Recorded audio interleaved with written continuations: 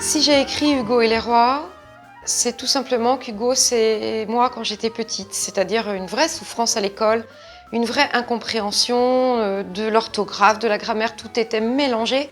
J'étais donc perdue dans la forêt des mots. Donc, au fil du temps, j'ai monté une méthode et j'ai décidé de la livrer complètement au dictionnaire Le Robert, qui décide clairement et simplement de s'adresser à un public large, les parents, les enseignants, qui vont pouvoir l'utiliser en classe et qui l'utilisent d'ailleurs déjà sur des petits ateliers extrêmement simples, marcher sur une phrase, s'arrêter sur des signaux, des et, des i, des u qui nous mettent en alerte, au travers d'un conte, un vrai conte de fées, où la fée Nina va délivrer au fil des chapitres des petits conseils extrêmement simples, mais qui vont simplifier la vie de l'enfant qui lui pense profondément être responsable de sa mauvaise orthographe. Donc Hugo et les rois, des personnages, être un roi sympathique, avoir plutôt méchant, un tordu qui nous tend des pièges où il faut être extrêmement vigilant.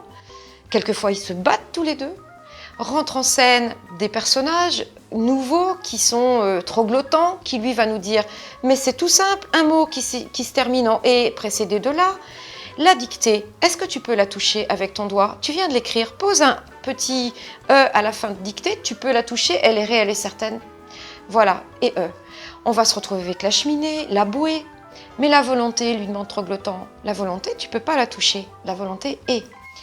Au fil de l'avancée des chapitres, des 9 étapes, on va rectifier une dysorthographie, rectifier les problèmes en orthographe. Donc c'est une méthode complète à laquelle je tiens comme à la prunelle de mes yeux. Je vous la délivre aujourd'hui. Je pense que l'enfant peut très bien s'approprier l'histoire en la lisant, en l'écoutant et en faisant, puisque la mémoire du fer est la mémoire la plus puissante.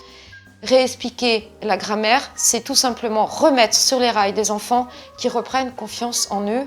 Parents, enseignants, enfants, allez-y, foncez. Hugo et les rois, c'est la méthode qui va vous sortir de là.